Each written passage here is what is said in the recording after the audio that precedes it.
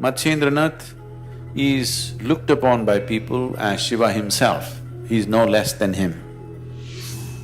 Gorakhnath lost his temper. He pushed that yogi aside and went into the cave. He used his occult and whatever was on the yogi's mind, he got it out of him.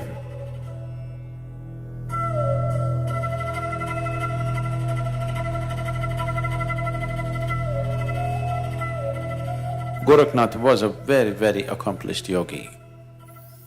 In the whole history of Indian yogic culture, he's a star who stands out in many ways. His guru was Matsyendranath. Matsyendranath is looked upon by people as Shiva himself, he is no less than him. Just that he came little later, but he is as much as Shiva, that's how he is seen. So Gorakhnath was his disciple. Gorakhnath was fiercely devoted to his guru.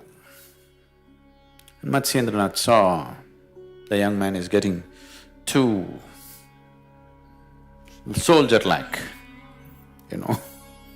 He's becoming very fierce. His love for the guru is so intense that he's becoming like a soldier, not like a yogi.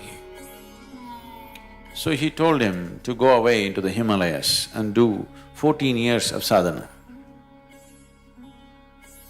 So he went away, but he's made like this. For him all this sadhana, everything he does only because the guru says so. For him the only thing is his guru. Fiercely dedicated to his guru. So when he sat in the Himalayas, 14 years, every day, every moment, he was only counting the moments. When 14 years will be over, I'll go back to my guru. At the same time, he did the sadhana. Because of this 14 years of sadhana, he acquired many possibilities. He didn't use it. He knew the possibilities. Then he came back to the mountain which is the beginning of the Deccan Plateau, which is the beginning of the Western Ghats, just 160 to 200 kilometers south of Bombay. Now that mountain is called as Gorakhnath mountain. It is named after him. Even today, there are people, I had the thing of being with them for some time. So he came down all the way back. See, you must understand the whole setup. Walking all the way up to Himalayas, staying there for 14 years and walking all the way down with just one fierce thought and emotion that he wants to be in the presence of his guru. That's not a small thing. This is not a small exercise. To go up Himalayas, wait there for 14 years and come back all the way walking down. When he came, the cave in which Matsyendranath was staying, just outside, there was a monk. There was another yogi who was manning that. So he came back and this yogi stopped him and said, "You cannot enter the cave." Gorakhnath said, "What? I cannot enter the cave? I can't see my guru? I've been waiting for 14 years. He said, "No, you cannot enter." Gorakhnath lost his temper. He pushed that yogi aside and went into the cave. When he went into the cave, Matsyendranath was not there, the guru was not there. So he became distraught, where is he? So he came out and asked the yogi, "Where is the guru?" He said, "I won't tell you. I told you not to enter the cave. You pushed me aside and went. I will not tell you." So what Gorakhnath did was, he used his occult and whatever was on the yogi's mind, he got it out of him and went straight to where the guru was. He divined the guru's hiding place. The moment he went there, the guru had left instructions with another yogi, saying he needs to go for another 14 years to Himalayas because he misused the sadhana that I gave him. I gave him sadhana for his spiritual growth, but he used it to divine into somebody else's mind, which no yogi should ever do. Another 14 years. So, Gorakhnath asked, "Is there any way to shorten the period?" If you sit in an impossibly difficult posture, we will cut it down to half the term, 7 years.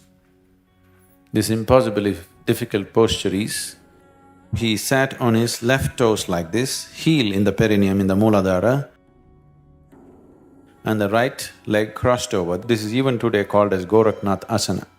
So he was just on his toes, up, his Mooladhara supported by the left heel and his right leg here, he sat like this for 7 years. Either 14 years term or 7 years rigorous. So then he came back. There's a whole lot of stories of how Matsyendranath tempered Gorakhnath's love for him. You know, there are many other incidents, wonderful incidents. How this man's fierceness of love just drove him beyond all discipline many times, and how Matsyendranath constantly controlled it in so many different ways, because he knows the potential of the man. This man is the kind who can change the world. He's got that kind of capability, but he's too much fire without being stabilized and channelized. Gorakhnath went about later on, after the passing of his guru, went about establishing one of the most widespread spiritual movements in India. If you see anybody with a large ring on his ear, a large ring, usually a bone ring, that means he's a gorakhnathi. Usually, even today, the gorakhnathis always carry a stick and a dog with them. They love dogs. They carry their dogs on their shoulders, they won't let them walk. Okay, they got… all the time they have dogs which are pitch black in color, they won't have any other dog, only black dogs.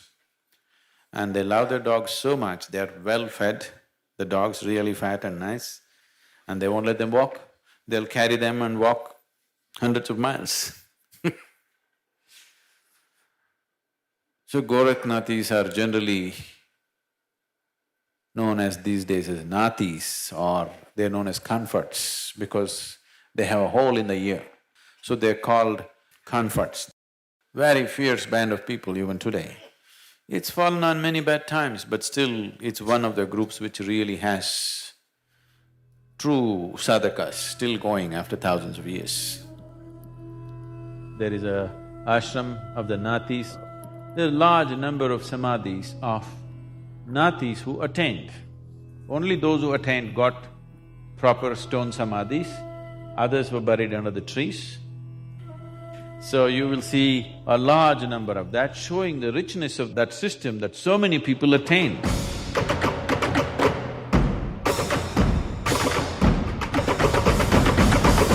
Sometimes people found her floating upon the waves.